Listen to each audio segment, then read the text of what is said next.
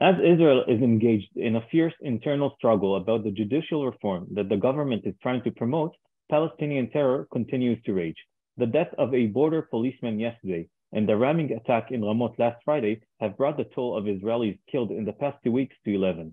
How should Israel respond? And is the security situation related to the political debate? To discuss this issue, the Jerusalem Press Club speaks with Major General Reserve Yaakov Amidrol, former National Security Advisor to the Prime Minister, head of Israel's National Defense College, head of the research department in the IDF's Military Intelligence Directorate, and military secretary for the defense minister. Today, he is a research senior fellow at the Jerusalem Institute for Strategic Studies. I am Eli Klutstein, press coordinator at JPC. General Amidrol, thank you for joining us. Thank you for inviting me. We have seen many terror incidents in the past few weeks, many of which were conducted by individual lone wolves. The head of the CIA who visited Israel said this reminds him of the Second Intifada. You've been there, you saw it all. Is this indeed true? No, it's not at all. In the Intifada, what the character of the issues was that it was in big numbers. Many Palestinians took part in the events. It was more about organizations which prepared the suicide bombers, prepared the kind of an infrastructure on which the whole system was built. There was a group of those who prepared the explosions, those who trained the guys who were supposed to detonate it later on, logistic effort to move them into Israel, and so on and so forth. Here, it's a totally different phenomena. It's really lonely wolves, someone at the age of 15 or 17 or 30, which decide in the morning that today he will kill Jews. By the way, most of them are from Jerusalem.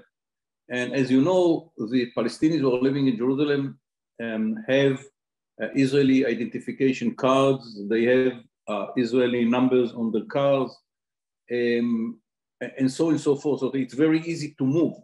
It's not like the system in the West Bank, in which when they want to enter into the Israeli side of the line, they have to go through checkpoints. Here, it's a free movement, and none of them up till now was connected to any of the Palestinians or any other organization.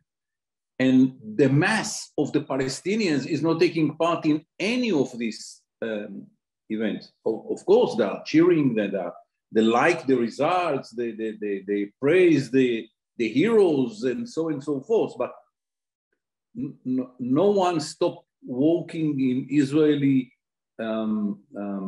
areas, and either it is in the West Bank or inside Israel, and we don't see the population taking part in these events. With all due respect to the CIA theory, it is far away from being another intifada. Okay, you spoke about several phenomena that we want to speak about and to try to explain. So the first one is, can we explain the rise of participation of kids or young adults in these attacks? Look, we are facing a society in which, unlike in the West, the responsibility of the system, of the family, of the parents to the kids is different than what we know in the West. The investment in education, in raising the young people into the level in which they can take responsibility for themselves and so on and so forth is totally different. And no question that the fact that within this culture, those who killed Jews and became martyrs are part of the heroes of the society is one of the reasons that it is now very natural to many of them taking part in this slaughter of civilians. By the way, I think that 70% of those which had been killed in the Israeli side are civilians, children, women, and so on and so forth. So it is not a war against the occupiers, the soldiers, or the police. It is about killing Jews because they are Jews, that's all. Okay, and you did speak about the fact that many of the terrorists are coming from East Jerusalem. What do you think about the initiative of Minister Ben-Gvir, who's responsible for interior security, to launch an operation in Jerusalem? I think that it is premature. We don't have the information which is needed for an operation.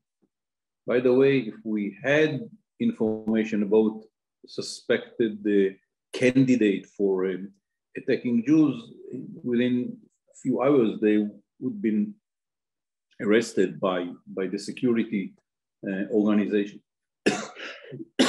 So if it is for researching weapons which might be found in Jerusalem, or probably will be found, there is a logic. But remember that all the last operation had been done by using cars to kill people who stand in the bus station, or knife, which you can find in every kitchen in Jerusalem, either it is in the west or in the east. So I'm not sure that there is any focusing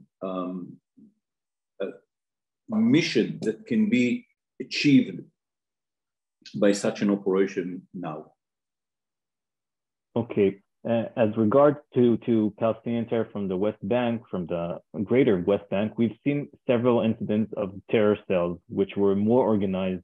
They had more links to Islamic Jihad or Hamas.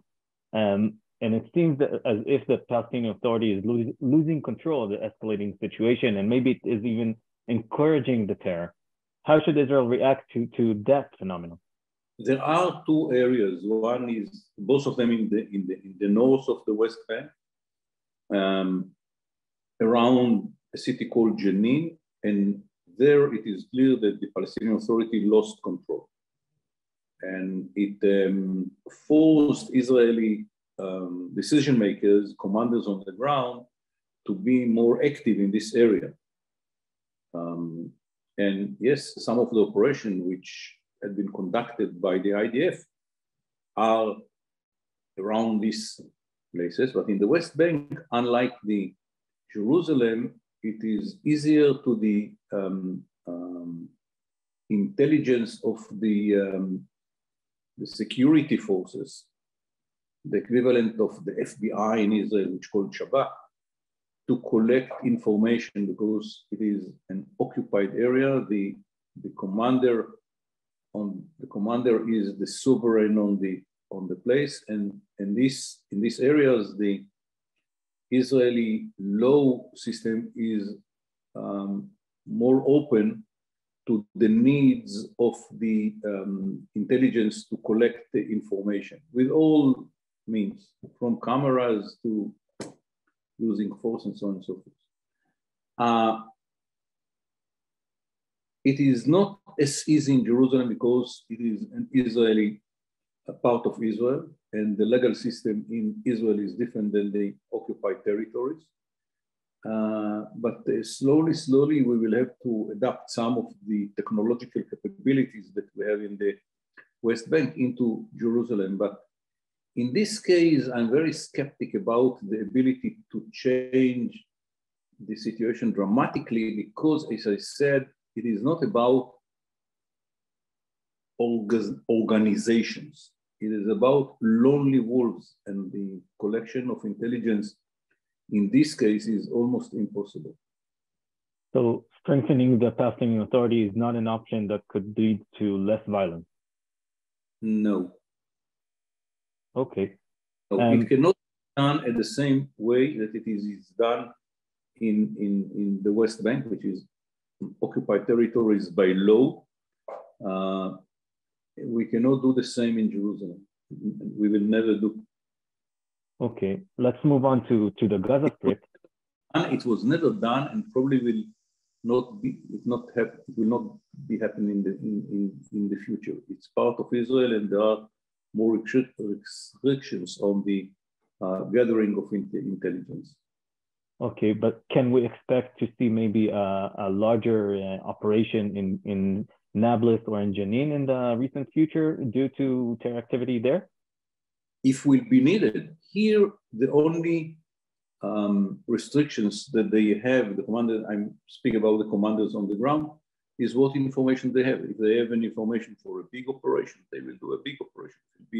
If they will have information about picking someone in one corner of a building somewhere in Jenin, they will go to this corner. They will not do something bigger than that if it's not needed. And as I said, the IDF is very active in the West Bank almost every night to succeed to eliminate the ability of the groups on the ground to be stronger, to acquire capabilities, to buy weapons, and so on and so forth. So in the West Bank, it is almost every night that the IDF is very active, arresting people. It is not the same in Jerusalem. Here we have to be more cautious. Okay, let's move on to the Gaza Strip. After a relative quiet year from Gaza, we have seen since the formation of the new government several incidents of rockets fired toward Israel from the Strip. Can we attribute this to the internal situation in Israel? No, I don't think that there is any connection between the internal situation in Israel. The IDF is out of the internal equation, free to act, and the decision-making system is working very well in spite of the demonstrations in Jerusalem, which are very narrow connected to the legal system change that the government is initiating. I don't think it's connected. It is more kind of to show it's not only Jerusalem. We are here as well, and maybe some friction inside Gaza relating the question how to react to the new government in Israel, again, which is more active in some areas which are important to the Palestinian settlements and so on and so forth. But I think it is more connected to the fact that after a year in which it is very quiet in Gaza, and now we see what happened in Jerusalem and in some places in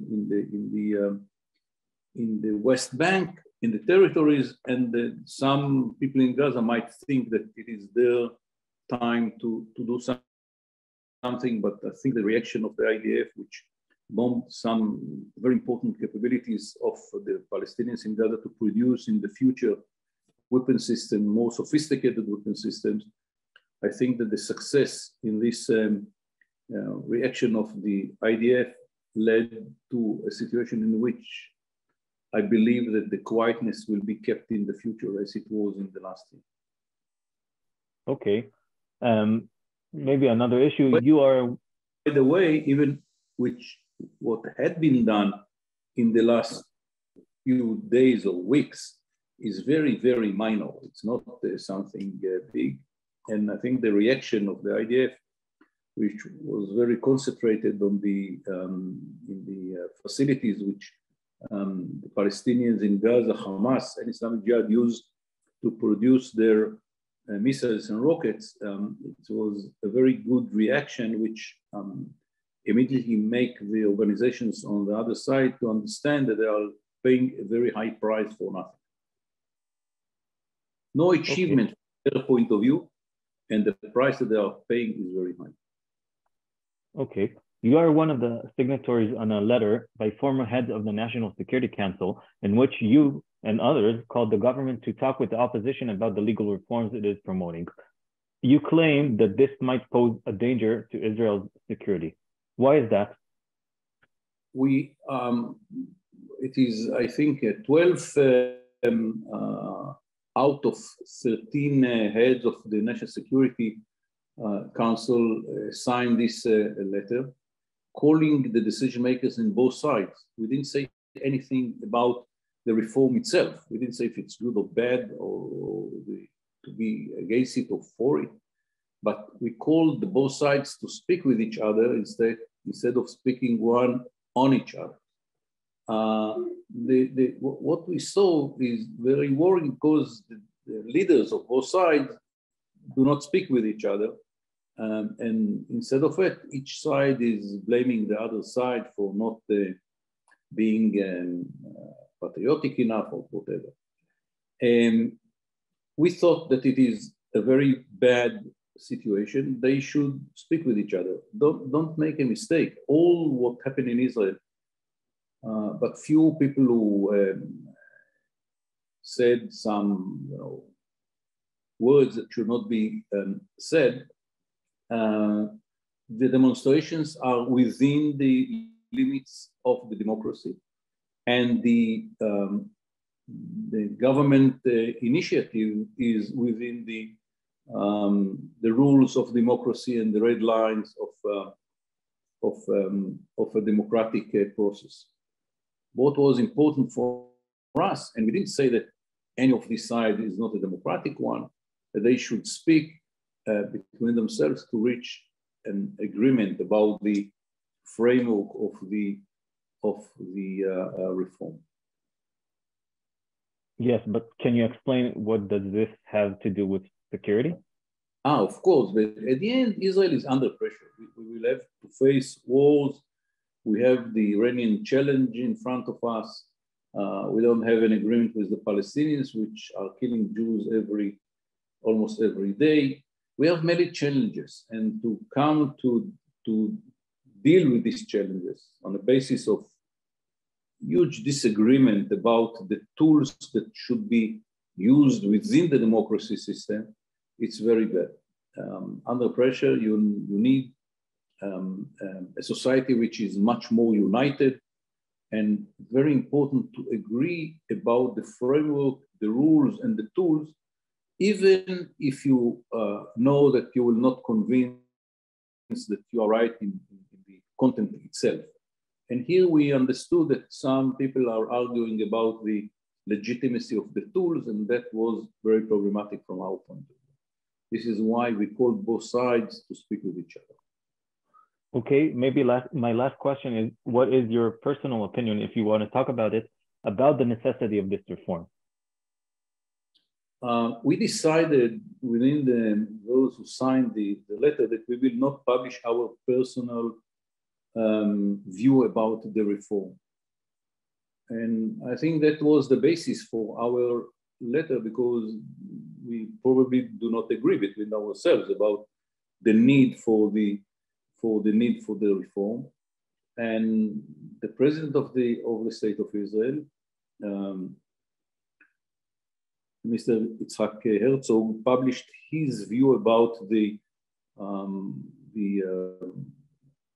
rules or the most important element that should be taken part in reform. And based on what he said, it is probably understood by both sides the reform is needed, and the question is what kind of reform, or how far to go with the reform, and how far to change, and what should be kept as it is today. And this is the issue after the offer of the president is on the table. I think it is clear that reform will happen some way, and the differences are about the scope of the reform. General Amidol, this is very clear. Thank you very much for your time and for joining us today. Thank you very much for the opportunity. We hope you enjoyed that briefing by the Jerusalem Press Club. If you did, like the video and hit the subscribe button to stay up to date with all of our future content.